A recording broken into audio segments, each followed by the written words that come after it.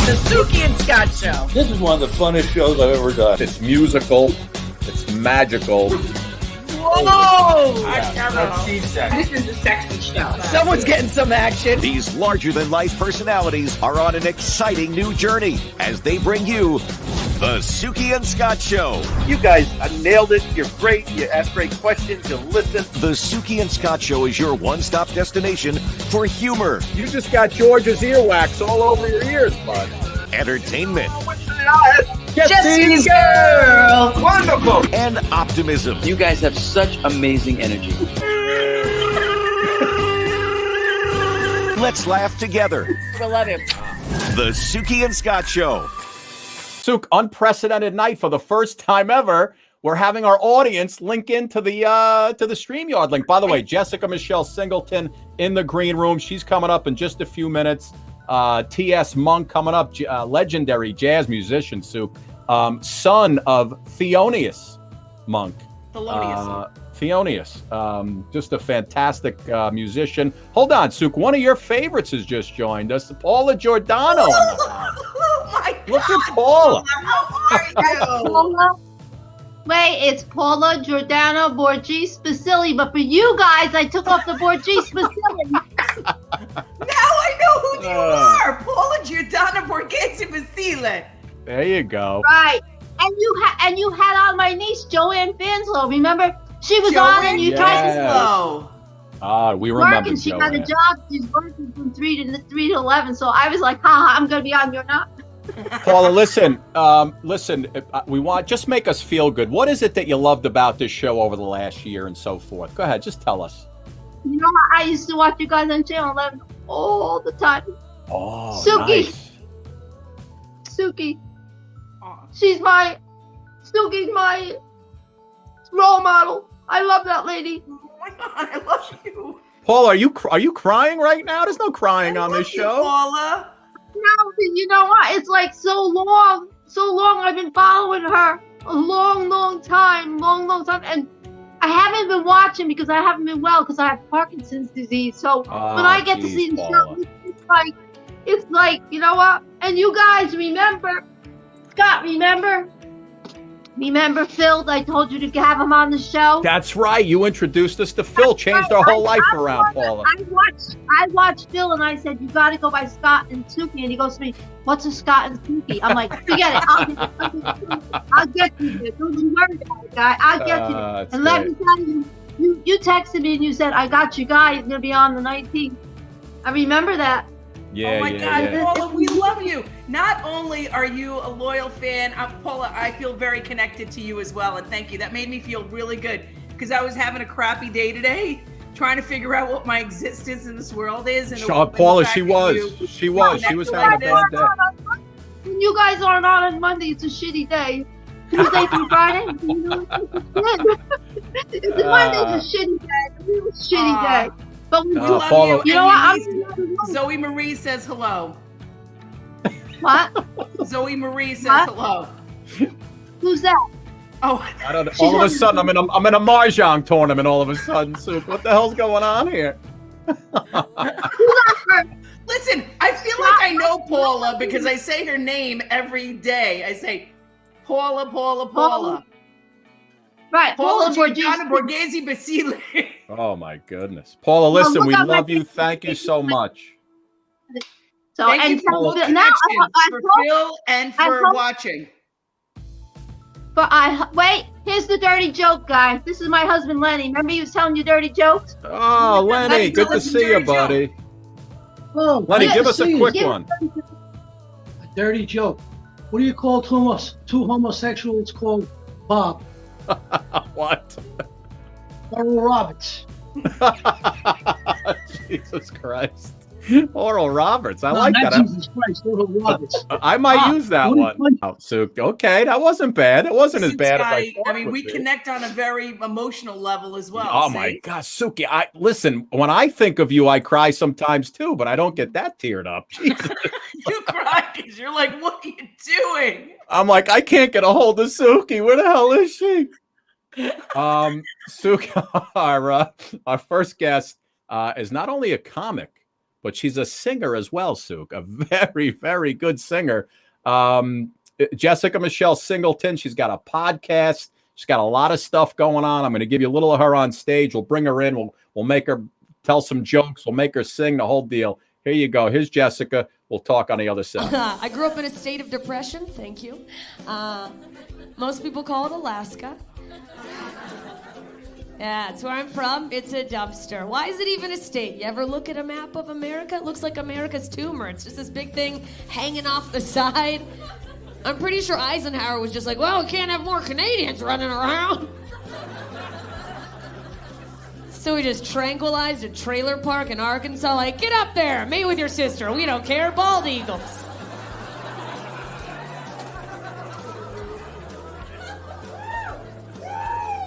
I don't want to know why you're wooing at that. Yeah, all right, great. I can't hear you, oh God. Here's the thing. It's so white trash. I am not excluding myself from that. My family is super white trash. My mom drove us to Alaska from southern Mississippi, jacked up on caffeine pills after my dad abandoned me in a Waffle House. Yes, that's true. It is sad. I'm honestly more of a pancake person. There she is, ladies and gentlemen. Hello. Yes, how are Hello, you? How are you? I love your pink mic. Oh my God, thank you. I just got, it's all Amazon, baby. Just I love cheap that. stuff. I love As it. I Jess, ruin is the that a sound by touching it. Is that a pink mic, or are you just happy to see us? Happy to see you guys. There Honestly, God, it's Scotty. so great to be here. Oh my gosh, your fans at the beginning of the show. I felt like I was like hanging out with my aunts. I was like, what Oh is my this like God. a New York? I'm in LA. I'm full LA now, and I'm like, it felt very New York reunion. It's Good so New York, Lord. isn't it? Like New Jersey, Brooklyn, Staten It's that whole- Island. yes, I love it. My mom's family's from Long Island, so I was getting the vibes. I love it. Well, the first. We're the better first or one worse. would- People are like Long Island. Oh no. Well, Vicki Robinson turned the beat around. She was from Ohio. Yeah. first one who came Wild on, card. so. What are you doing here, Vicky? Yeah, This is- really. Vicky Fans with from her, Ohio. with her, I forgot, what was it, a cockatoo? She had a parakeet, a cockatoo, a cock of something. Yeah. Haven't we all? Jess, how are you doing? Can you make it so we could see your full And head we or have no? Jessica. Is There you it go. where we? Sorry, how's that? Perfect. I just didn't want to have the top of your head cut I was off. just trying to hide my giant forehead. I'm like, how's this? all right. I'm a I don't- 9-year-old using a computer.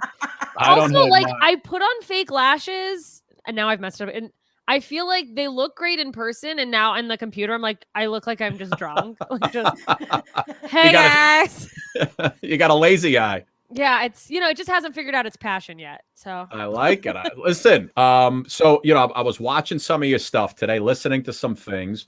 Let's talk comedy first. You have you guys got this podcast out. What is it? The filthy Two Filthy Nerds. Yeah, I Two co-hosted Filthy it Nerds. with a really funny another comedian, Nicole Amy Schreiber. We started it at the beginning of right before quarantine and everything happened in 2020. We were like, we'll just have a talking, just whatever podcast. And then I like quarantine that. I like happened. the and- filth part of it because Yeah, I the feel like filthy. we get these like stream. I know you're into stream of consciousness, but I like the filthy stream of consciousness. Okay, good. I'm trying to I'm like, how much do I censor myself for your audience? Like, we were Not at all. talking things. We were talking shit, is what it was. And then we veered toward nerd content because 2 weeks into March 2020, we were like, oh, this is gonna get old fast if we don't have a theme because we're just gonna be like, I hate being inside. This sucks. Just so negative. So, anyways, but it's been fun. We did all of Harry Potter. We're doing Indiana Jones now. It's good. It's great. That's cool. Yeah, that's how we started, and all of a sudden, all these celebrities and performers started showing up, and boom, we had a show we can't get rid of, and now we're stuck in it. We're And now stuck. you're stuck. You're like, oh, every day we have to go back to the show. Hello, everyone. Every Hello, day, everybody. Jess. Every day. Yeah, I mean, you guys get great guests. It's a great lineup. Yeah, no, it's been fantastic, and Thanks for having me. we're like booked through May with some great names. But listen, I saw in one of your acts. I know you're from Alaska. That's what you said in the video. And your dad left you at a Waffle House as a kid. Yes, it's also the start of the song that I ended up writing. But like, yes, he did. There. Oh my God, that's him in the window. No, in the background is Chuck just pulling He's looking for away. you. Yeah, I know. He's just been waiting at a Waffle House all So this what time. happened? Well, the thing is, meth happened. What do? It just here's the thing: is like obviously not a great move. All Waffle Houses just look the same. I think it's that one. Just Am I the what only if one every that's time never you been pulled to a a picture Waffle up? House? I've never been to a Waffle House. Oh, I Sook, mean, it's don't. a You treat. have no reason to go there. There's two reasons you go to Waffle House: you're blackout drunk, or you're blackout drunk and planning to abandon your family. Like that's it.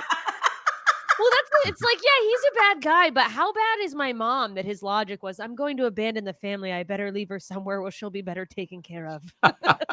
Well, he knew you'd be better fed. That's for He's sure. like at a Waffle House with just a waitress with one tooth, chain smoking Marlboros. Like, So don't worry, what the honey, you're hell gonna was be it fine. like growing up in Alaska of all places? Like, I can't even imagine. It was, you know what? I have good friends there, good people, but it's too damn cold. A week in, we moved to Alaska, and I'm not kidding. My mom drove us. We literally like skidded into the parking lot of our new apartment, and she's like, I don't know how to drive on ice. The first week I found out I have a rare but serious allergy to cold weather.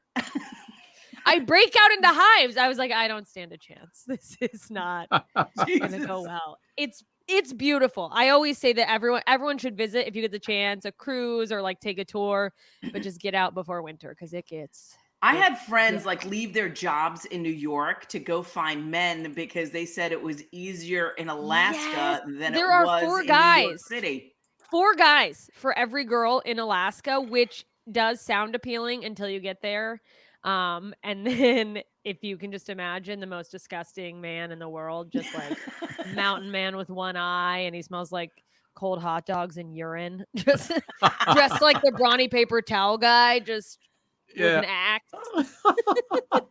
It's good for the numbers, but like you get off a plane and everywhere you go, there's just like 4 men rotating you like little alcoholic moons everywhere you go. Oh my God, 4-1 in Alaska. Good Lord. Hey guys, the Suki and Scott show is coming right back. Don't move a muscle. I was watching one of your interviews, and you had mentioned that at one of your events or a stand-up night, you got hit on by John Mayer. Oh my God, I didn't really get hit on him. I was really overselling that. Oh, you was overselling it? What happened? He said hi to me. Okay, hello. Oh, my old flame. There he is. Look at those eyes. They're piercing. I'm what's called a paid regular at the Comedy Store in Los Angeles, which just means it's like a fancy way for being like they painted my name on the wall with like Richard Pryor and all these like fancy. The big I love names, it. yeah. But yeah, no, it's like every time I say it, I'm like, is this real?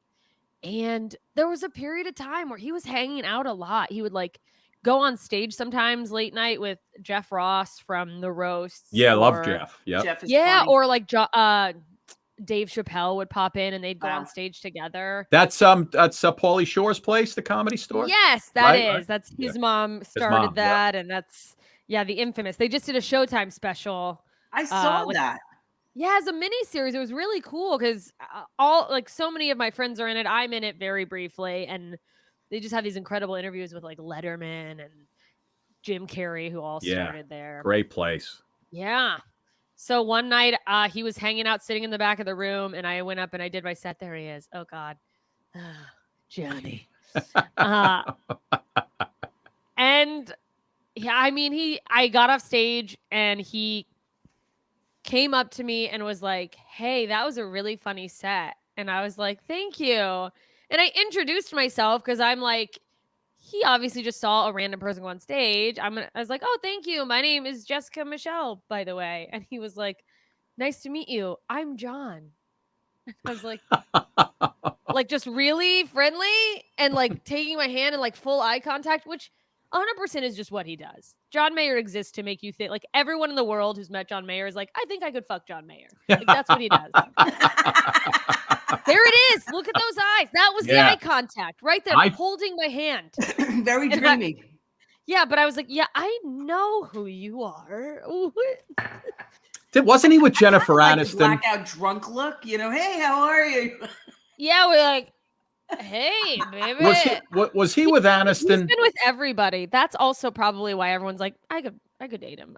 Oh, that He ticks me dated right Jennifer off. Aniston. I think he dated Taylor. Taylor Swift has a whole album about him. Katy Perry, they Katy dated. I don't know Perry. if that's why they're not friends. That's but, some like, list. That's like a Maxim top 10 on the top 100 list right I there. mean, God, imagine.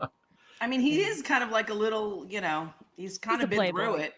Yeah. I always see guys like that, like serious issues, right? I mean, because Absolutely. Like I'm like, oh yeah, like I look at now, like Pete Davidson is the next John Mayer. He's just like boop, boop, celebrity, which is like, yeah, right.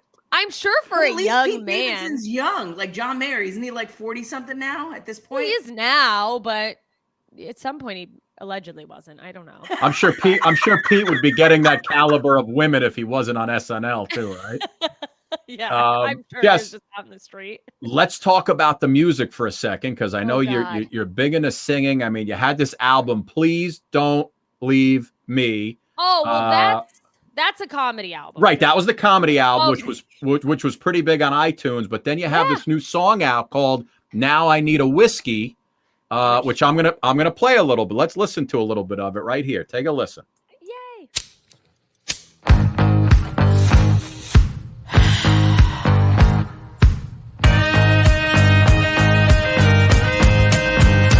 I heard friends in low places when Daddy left me at a Waffle House in Jackson, Mississippi. He was my rhinestone cowboy and he rode his ram away, made me the redneck woman I am today. I wake up at 7 a.m. for my deadbeat job again, punching the clock, wanna punch my balls, and now I need a smoke break. Get home long after sundown, throw my bra and pants on the ground. First I drink wine, listen to I know not, now I need a whiskey. I heard crazy about Patsy Cline when I first got drunk, with a brown-eyed boy whose blue balls smelled like junk. No cowboy Casanova, but I rode him anyway, made me the low-life redneck woman I am today. I wake up at 7 a.m. for this goddamn job again, punching the clock, wanna murder my balls, need another smoke break. I love it. Oh my God! Thank you. Thank you. I love the lyric. I do too. And I there's something about the Cowboys' blue balls smell like junk. That's a great lyric. It's very. I love that you want to near punch and your dear to boss my in the life. face, because I've been there before. Like I have been there. Yeah, no, I've been there on probably too many occasions. Enough that I shouldn't be saying I need more whiskey in a song. Jess, you have that perfect like country kind of voice. You sound great. Thank you. It's something I wanted to do for a long time. I mean, I make my living doing comedy, and that kind of was the route I took. But it's just been a sort of like a side secret desire. I'm like a karaoke queen, for better or worse. Some people hate that as a sentiment, but what's your go-to karaoke song? We spoke about this. Yes, Something to Talk About by Bonnie Raitt. All right, are you ready to bang a little of that a cappella? I mean, I told you weren't allowed on unless you sang. I told you that. This is such a nightmare, but I'll do it for you. I'll do it. But somebody give me a wrap-up signal as soon as you. I mean, when you're like, reel it in, we get it, lady. All right, here, I'll give you the full screen, and when I take you back to us, that means you got 10 seconds. Shut the hell up, woman. All right, let's do it. Light it up. Go ahead. I can't believe I'm doing a Bonnie Raitt song a cappella. All right. Stay with me, people. Go ahead. People are talking about people. I hear them whisper. You won't believe it. They think we're lovers, kept undercover. I'll just ignore it. But they keep saying we laugh just a little too loud. Stand just a little too close. We stare just a little too long. Maybe the seeing something we don't, darling. Let's give okay, them thank something you. to talk about. Talking about love. I know. I think I can hear my boyfriend next door in a business meeting. He's like, "Yes, we'll be doing." No, he's a musician, which is even worse. That people are like, "What is in the background?" And he's like, yeah, "My girlfriend trying That's to my live her girl. dream." Yeah. No, he's great. That is so So funny. Jessica, when did you know you were funny? Because you have this like natural cadence, rhythm, like the ironic sense of humor. When did you know you had it? I knew I was funny from a pretty early age. It was a young enough age that at the time I didn't know it was funny. I was perceived as weird because as a little kid I would make really weird. I'd be like, I'm not potty trained as a child, and I thought it was. I around like middle school, I was one of those classic cases of who didn't get bullied in middle school, but just people were mean to me because I was a weirdo, and then into early high school, I had like bullies. People just yell things at me in the hallway. And I would just like keep my head down, mind my own business. And then one day I was like, I'm not going to mind my own business anymore. Like, I was like, you know what? I've had enough. And so I just started snapping back at people, just quick comebacks. And all of a sudden, everyone who was making fun of me was like, oh shit, she's like way better at this than she's very funny and it can cut me in my heart with her thoughts. I with should her just try to be words. Yeah, I should just be nice and try to be friends with her. And Her then words are cutting me like a knife. yeah, and I was always just silly and kind of loud and class clown, that vibe. So I just sort of ran with it, honestly. I was like, here's the I love it. thing. And obviously you're a great writer because to be a good comic, you have to be a good writer. Yeah, very smart. Thank you. So And Thank have you ever, Jess, have you ever like try to combine the two? Because I know I love like when comedians will like either they'll play an instrument, sing some funny songs, or even Dana Carvey with his a broccoli, Oh my God, a broccoli. That's one of my favorite things, Dana Carvey's the best. I haven't yet. I started in quarantine. Did anyone else try? Like, I'm gonna learn a new thing, and they tried 8 different things, and they're like, actually, I'm not learning anything. Apparently, I've started trying to learn guitar because I can't play an instrument. All the instruments in my songs are my boyfriend and his friend who I harassed to help me make a song. I was like, you guys, help. But I haven't combined them yet. But now that I've had so much fun with the music, we'll see what happens. I did write a musical that's in the like development stages that is funny with another comedian named Jeffrey Baldinger. So yeah, I'm playing with it, but not on my own on stage yet. Okay, great. No, I love when he started playing that piano, and he's like, "My lady, she went down," right? He's and now, so good. I mean, because he was talking about he's talking about how rock stars, no matter what they sing, they make those crazy faces. Yeah. Right? He's like chopping broccoli, a broccoli. It's so funny. The faces are so funny. My boyfriend is a drummer in a band called the Mowglis, and by the way, he's gonna lose it when I'm like, I was on the same show as T.S. Monk because he's like, my boyfriend is a jazz drummer. He was in the jazz band in college, and like we'll be like, you what? Yeah. But, like his faces when he's like in it, I'm like, are you having a seizure? What's happening? This whole like, and I'm like, that's how you know he's feeling it. When it looks not great is when he's really in the zone. You're in the zone. There was this thing that Prince did. I don't know if you watched 60 Minutes this weekend, but they did this thing about Prince and his archive. And they said that when Prince would get to his guitar solo, it was almost like it had to make if you didn't make the ugly face, it wasn't good. Right. You didn't hit it right. No. Because you had to, yeah. You have to you're just so in it. And I'm like, that is impressive. It's kind of like comedy, right? In a lot of ways, when you're like in that moment, it's just. Yeah, you're like so present. You don't have time to think about how the audience is perceiving the way you look. And man, that's so real because there have been times where I'll watch a setback because I don't like to watch myself, but you have to watch and go, am I going to post this? Do I send this to someone for work or whatever?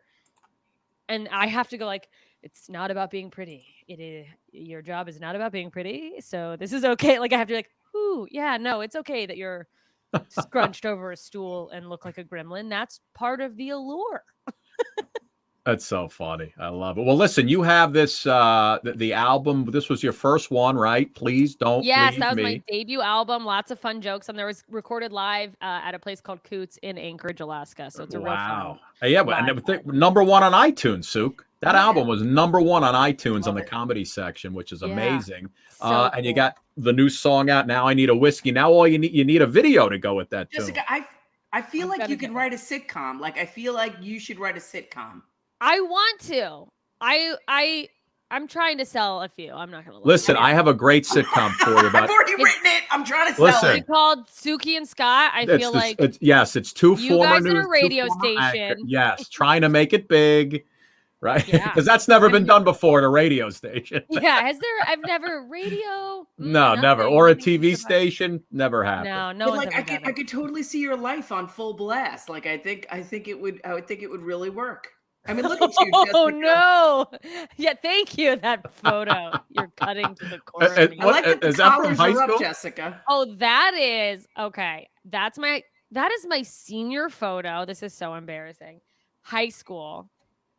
Everyone had these like professional photographers, and I was poor. And my mom's like, "Put on your best shirt. We're going to Sears." And like, that is the resolution wasn't good. And my face is way closer than everyone's. And then my like just cheesy little senior quote. It was a good quote. You don't love someone because they're beautiful. They're beautiful because you love them, which is a quote you believe in as a poor, ugly child. You like have to cling to that. Very nice.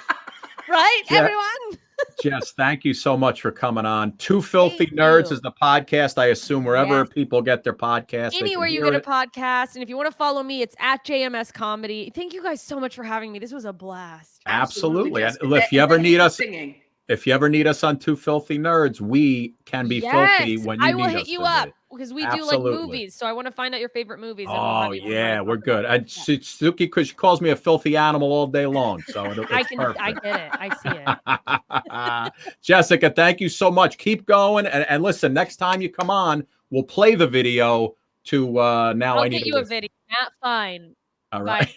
From all the popular demand of all these person, I will make a video. Thank you guys, everyone in the Take chat. care, Thank sweetie. you both for having me. Take care. Awesome. Bye-bye. So talented, Scotty. So talented.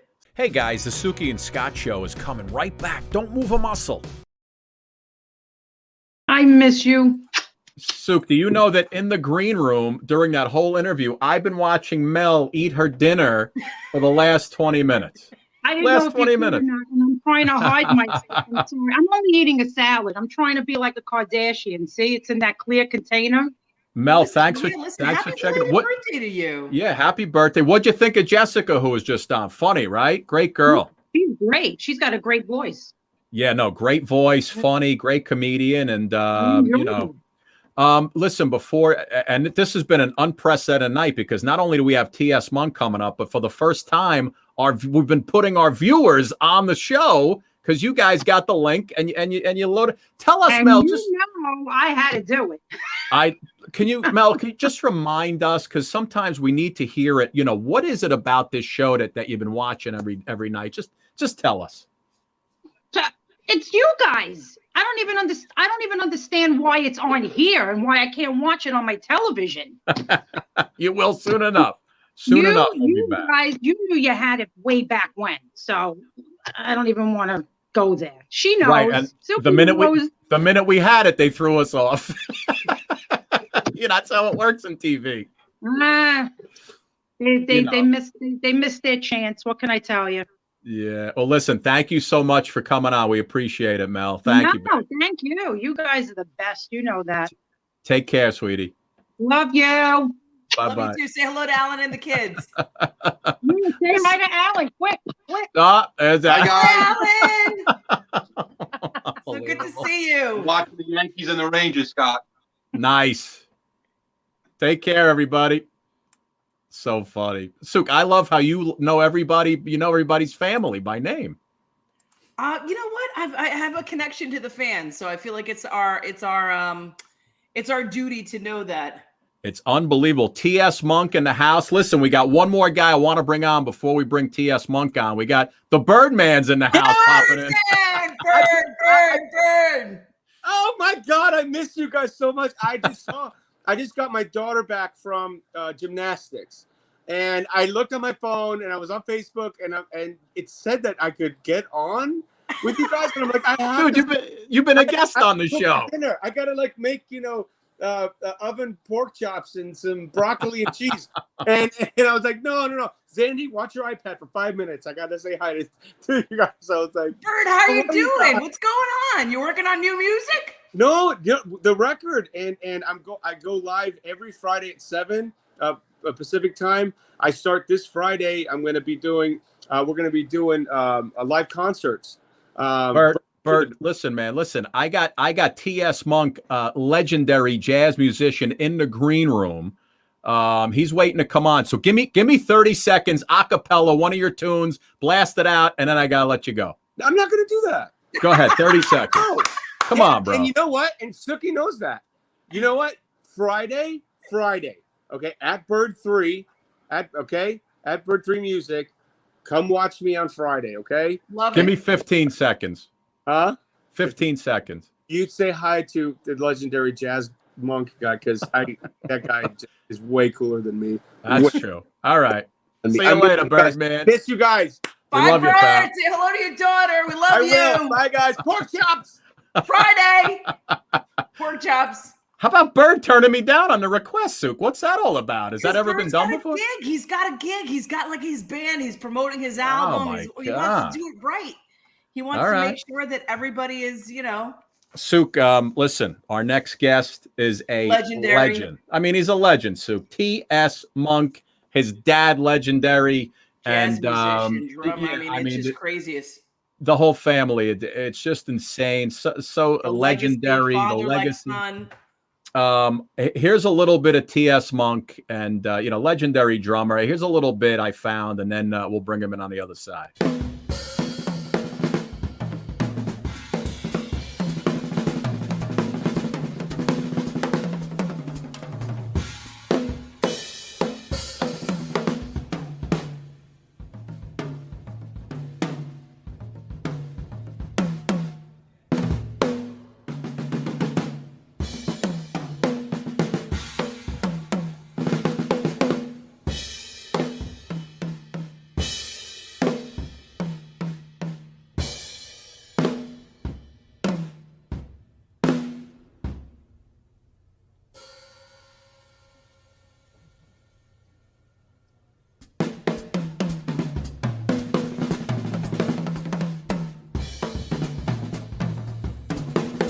Sammy Davis at the scene. He was so mean, so far advanced. But when he didn't stand a chance, when by his ear.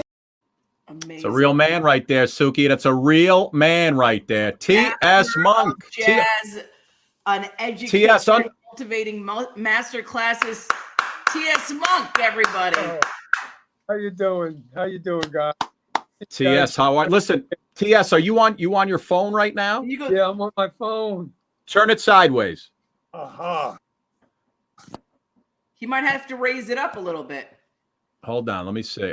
There you go. Now just raise it up so we can see that handsome face, bud. There you go. We'll get it. You might have to put it on a couple of books or something. Oh, there we go. Perfect. Oh, this is crazy. This whole Zoom thing is crazy. Just so we crazy. know it. Well, how are you guys doing? You sound like you're having a lot of fun. We're having a lot of fun. I mean, and we are honored to have the likes of you on our show. When Scotty said that you'll never guess who we just booked, I said, you got to be kidding me. T.S. Yeah. Monk. I mean, that is on next level. That is next level. Well, it's I've been very, very fortunate.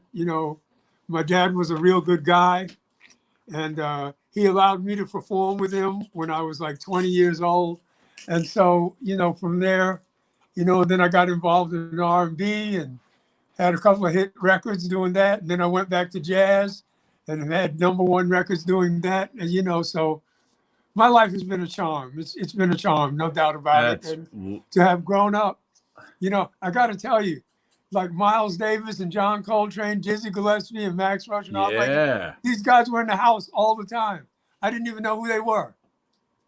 That's Wow. amazing, man. Those guys. Your father was like mentoring those guys at the time, right? Yes, he was. Absolutely. And they loved him. They adored him.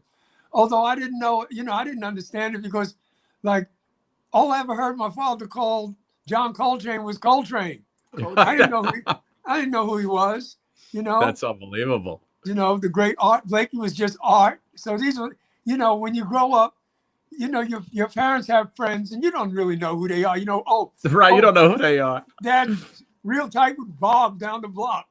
These guys were like Bob down the block to me. I didn't know who they were. So TS, when Art Blakely gave you your first drum kit, was that like something that was freeing for you? What was it like? This is what I want to do at this moment? Maybe a year later, I decided that this is what I wanted to do. But at the time, Art was just Art. So, he gave me a drum set. Well, that was nice. Of course, today, I said Art Blakey gave me my drums, and then my father sent me to Max Roach for my lessons. But at the time, it wasn't a big deal because they were just so close. Yeah. They were all so close. It's funny, that clip you played, a real good friend of mine is in that clip, and it made me think about him. That's the young giant of jazz, Roy Hargrove, playing the trumpet. And I really miss him because we lost him in the last 2 years, and at the age of 50, and it's just absolutely awful. But I'm glad you played that clip because it reminded me of Roy. And for those listeners who don't know, if you want to hear the real thing when it comes to the trumpet, go get yourself some Roy Hargrove because he was unbelievable. Oh, I can imagine. And listen, you actually, when you were younger, before you branched out on your own, you were touring with your dad, right, till the mid 70s. Yeah. What was that like touring with him? Was there was there any like that father and son arguing where, hey, TS, you got to do this, you got to do that? Or were you guys a cohesive unit where you got along for the most part? It's the great thing is that he treated me like he treated all the other drummers that came along with him. And so, like when you played with Monk would just start a tune. I remember saying to my dad, hey, Dad, are we going to rehearse? And he said, you know the music, right? And a week later, I was on national television with him, so he didn't take any quarters with me. I mean, he I had to sink or swim. And fortunately, I was able to swim. But he didn't make any special dispensation for me because I think he knew that becoming a jazz musician was going to be a very hard life in many ways. And he wanted to make sure I loved it.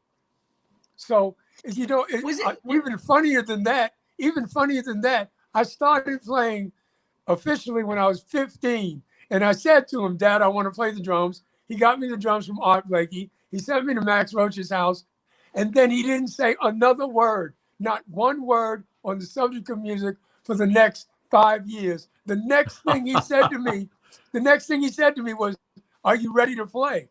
And that's when I was that's when I joined the band. But I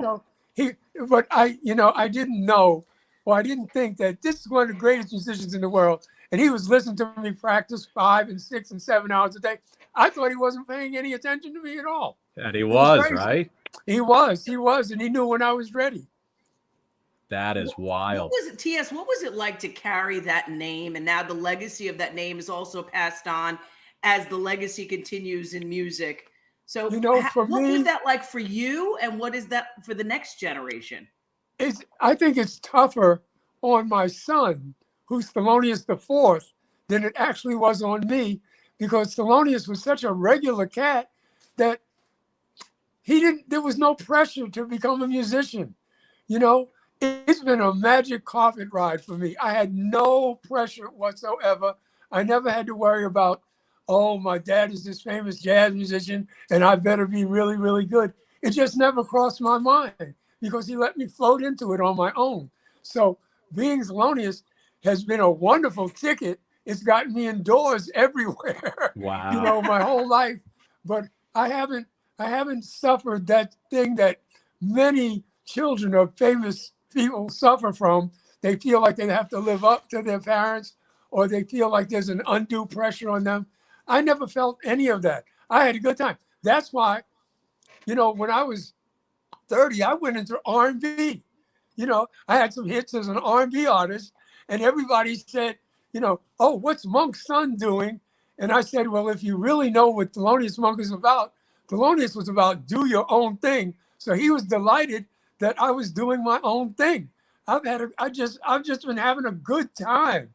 It hasn't really been a problem for me. A very, very important question now, TS. When you look Sure. back and you think about hanging out with your dad, who was better at ping pong? Was it you or was it him? You know, let me tell you something about my father. He never let me win a game, not one. And he was an extraordinary billiards and pool player, and he never let me win a game there either. You know, It's so and funny. I used to say to myself, what father doesn't let his son win a game? He didn't let me win a game. He played one night. I remember one night he played John Coltrane 59 games of ping pong. Oh my Coltrane God. won one game. And he wouldn't let Coltrane win a game. He was very, very competitive. Very competitive. That's so funny. And he played in his suit too, which I really admire. He played in a suit and tie. Always In a good suit and looking. tie. But I mean, he was really aggressive. He was like, you know, when you see ping pong today, you know, in the Olympics and that kind of thing, that's the level that he played yeah, on. oh my God. Oh, he was rough. He was rough. That's so great. Hey guys, the Suki and Scott show is coming right back. Don't move a muscle. You've done so much philanthropy. You're the ambassador. You're the diplomat. You're like holding the torch in so many different ways. What's it been like to transition now to this next generation? It's been pretty easy because, you know, because I had the R&B background, a lot of the kids know me. All the DJs, they got my records in their collections, you know. So they treat me like, you know, oh man, Monk. I'm amazed that they know me. But the interesting thing about the hip hop generation, because of sampling, they have done their homework. They know who Monk is. They know who Miles is. They know who Dizzy Gillespie and Art Blakey and these people are. So I have a great deal of respect for this younger generation of hip hop artists coming up because they know who we are. They know more about the history than a lot of people that are a lot older than them. It's so and TS, the great thing is, you know, and it's such a tight-knit, close family.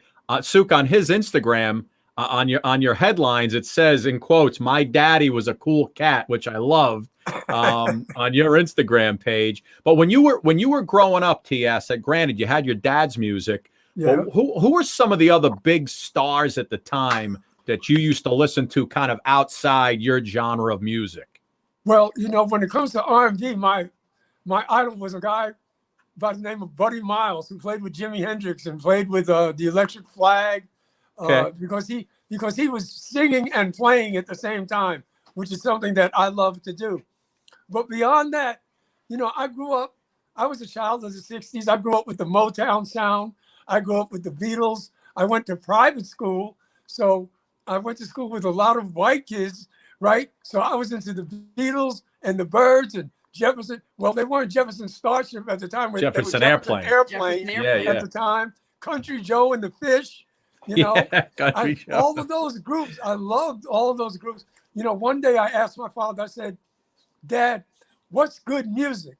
And he says to me, "Good music is music that sounds good." Right? That's prophetic right there. You know, so that opened the door, you know. So a lot of people thought that, oh, in the Monk household, oh, we listened to jazz. No, you know what Thelonious himself loved? He loved opera. Can you believe it? He loved opera. He was listening to Puccini and all this stuff. And I used to say, wow, that's really, really weird. But he loved it. You know, jazz musicians have elephant ears. We have to listen to everything because we incorporate everything into our music. So we take music from the Far East, from Africa, South America, Europe, all of that. And you have to kind of do it. And we're very, very, very versatile jazz musicians, you know, because you gotta play all this different stuff. So it's just been a wonderful journey for me.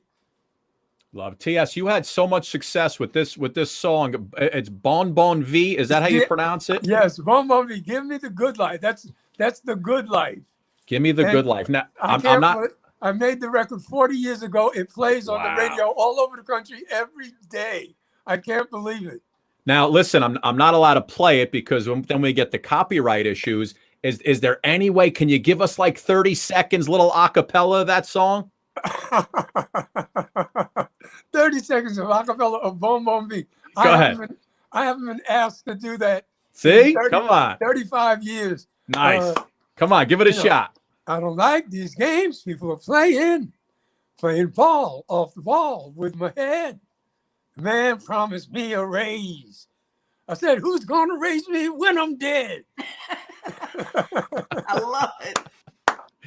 So great, man. Let's look at that out. Look at that again. Look at you in there, man. It's so cool. What? We were all children once. Oh my goodness. I So had great. hair. I have to convince my children. I have to show my children my old album covers so they can believe that I had hair because I ain't got none now. Well, you show them this picture right here? Oh, yes, I do. Look Yes, at you. You were jacked up. You must have been working out like a madman. Oh, well, I was actually a nut. I was into bodybuilding and weightlifting before it became fashionable. So I was much bigger, much heavier. Today I weigh probably 150 pounds. Back then I was like 180 pounds.